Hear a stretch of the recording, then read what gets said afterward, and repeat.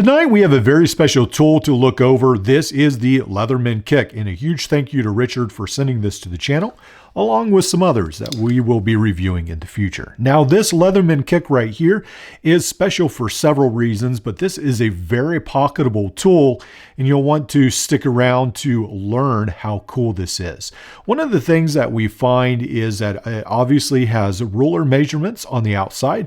We have metric, and we do have the inches as well.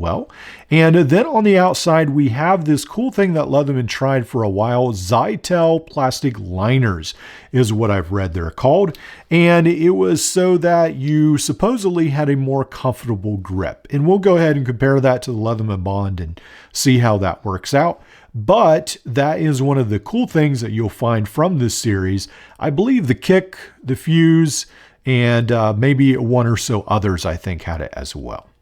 So what we find on the kick is it got a really nice plier head right here. It meets together very well. This is a 2006, 06 of 06, I believe it is. And it works very well, very smooth opening. And it does have, you can see the hardwire cutting notch right there, and then the normal cutting notch. And with the Leatherman's replaceable wire cutter fiasco to some extent, maybe that's a little bit of drama, but anyway, it's frustrating me to some extent, and I'll have a video on that in the future. But I'm coming to appreciate these wire cutting notches, just the standard run-of-the-mill where they have the wire cutting notches right there. I'm coming to appreciate that a lot more. Now let's talk about specifics. So when we compare the Bond to the kick, they come in at that 4-inch frame size, and then the Leatherman Bond is 5.8 ounces, where the Leatherman kick comes in 5.2 ounces or 147 grams. The Bond is 164 grams. So one of the cool things about the kick was that, as I've read in the past, it actually replaced the Leatherman side clip, which came in at 5 ounces. So this was a hair heavier, but just a hair. And you could get, let's see, right over here, you could get the clip for it as well.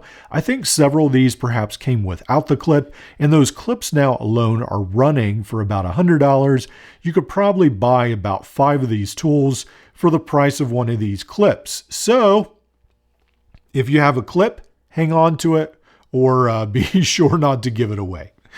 So this, again, let's go ahead and open this up, look at the tool set inside, and this is a very minimalist tool set. And one of the cool things about this is that none of these tools are locking. So supposedly, maybe, perhaps, it is European legal carry for those countries that are very restrictive.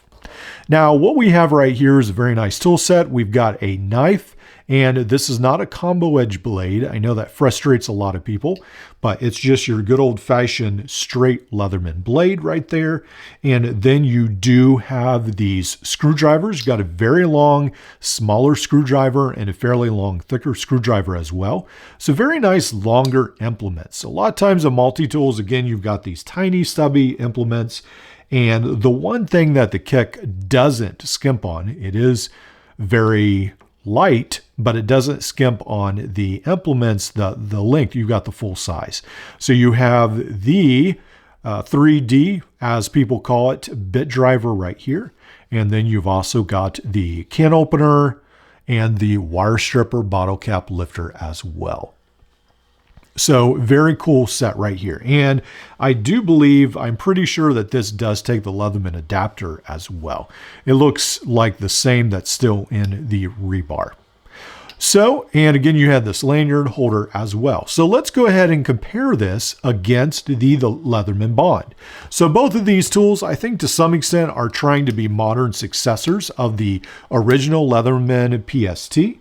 And so with the Leatherman Bond, it is heavier.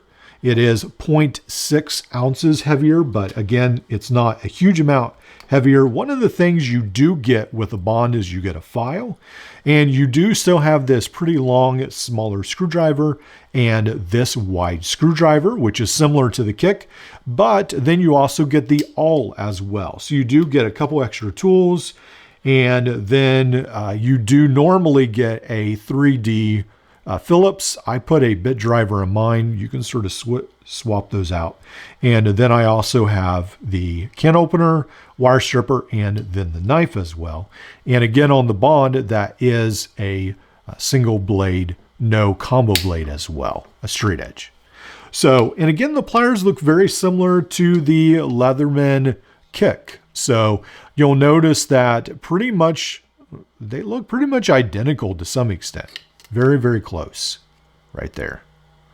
So pretty cool that over the years, Leatherman has still kept some of its heritage design, and that's what makes the Bond so great. Now, I have to say that one of the cool things about the kick, in that it's a couple years old, is that it's a lot smoother to open and shut. The Leatherman Bond, again, it needs more use. I don't use it as much as I should, but it does need to be broken in a lot, and that's something that you'll need to do with your Bond if you buy one. And the Bond has the ruler on the side, so it's got a little bit of a geometric difference right there. So let's go ahead and test the handle difference, and let's see if the kick is really that much more comfortable. So squeeze there, squeeze there.